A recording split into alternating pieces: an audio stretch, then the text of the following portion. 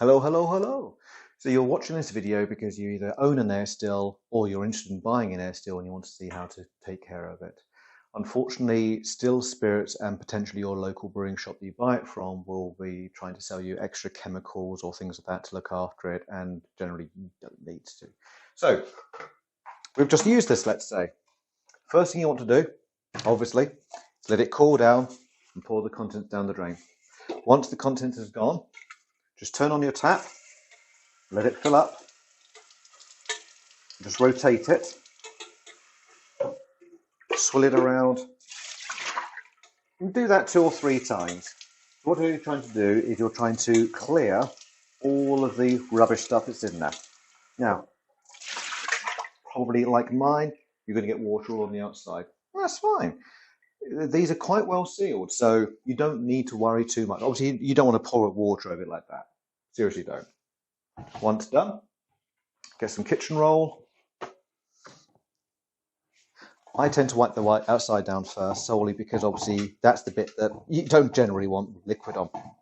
Give that a bit of rub down to make sure that's all dry. And on the inside, any residual, and then give it a bit of a rub down. And we get another piece, or another couple of pieces.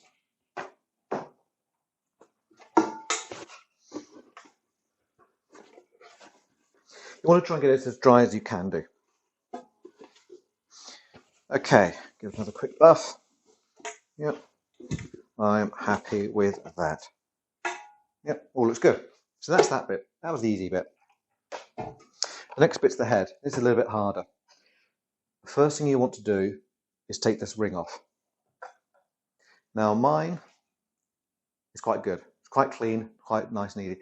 If you leave this on all the time, trust me, it's going to get black and brown gunk all over it. And that's going to create off flavors potentially, which is going to get into your wash, and then your distillate's going to smell. So seriously, you do need to take this off each time.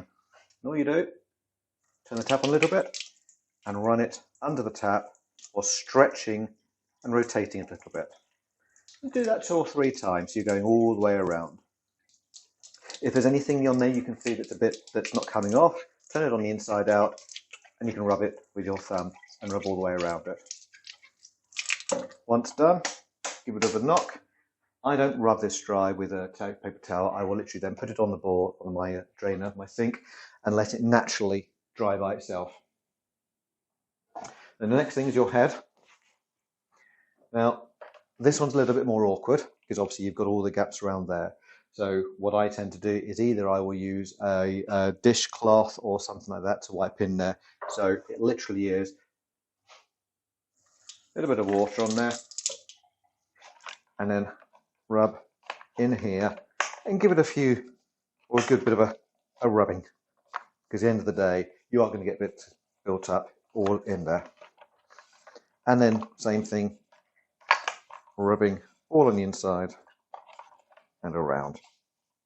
Some people will use surface wipes, the sterile sort that obviously you can wipe down counters, things like that, and that's fine. The only downside with that is that there's potential that there could be some chemicals on there. While it's food safe and hygiene safe, that's what obviously they're designed for, it's whether or not or how they could interact with alcohol. So personally, I wouldn't recommend it.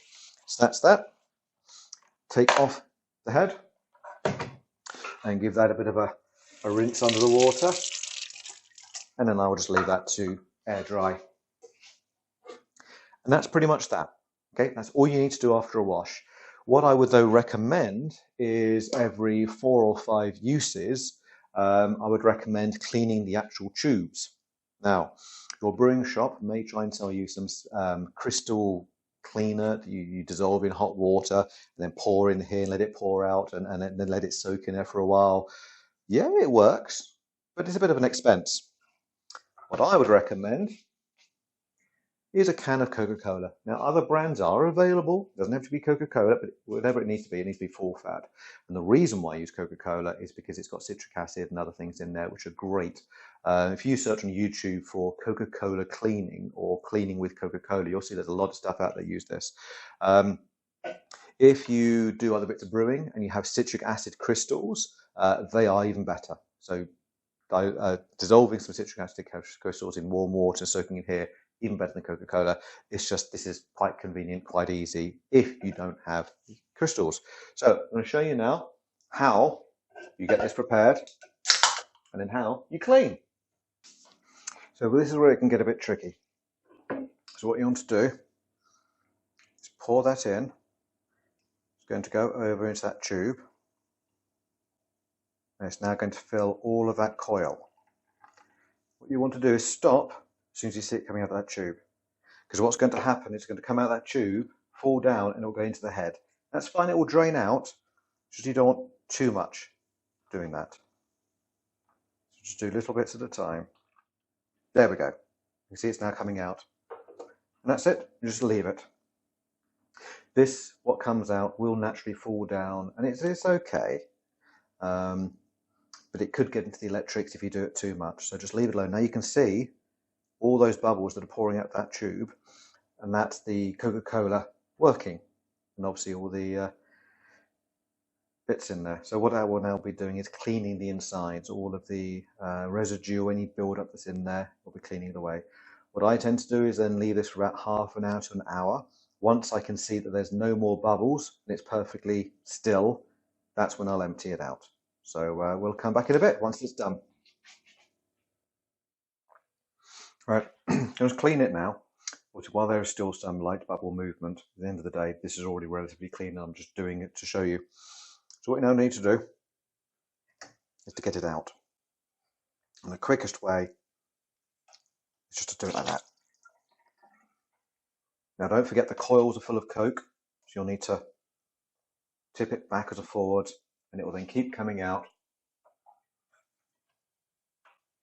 Tip it backwards and forward until there's no more coming out.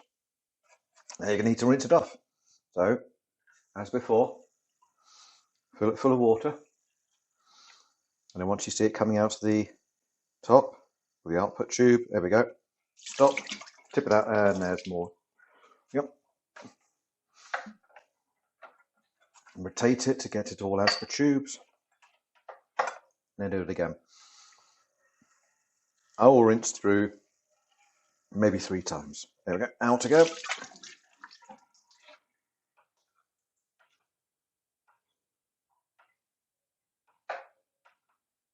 Let's do it one last time.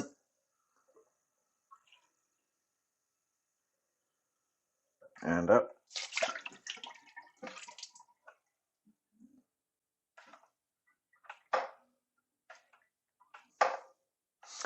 And then once done, a bit of kitchen roll, wipe it down. Double check in here. And then leave it on your kitchen sink or somewhere this way around, so everything naturally falls out through the bottom nozzle and anything else can come out of the tube as well, while it's just sitting there on your counter. Now, while you might think this isn't needed and I'm over cleaning, look at that. This is an 8-year-old boiler, and I was using it solidly for 6 years. And that's it. That's how you clean your air still. I hope you found this informational, and I'll see you on the next video.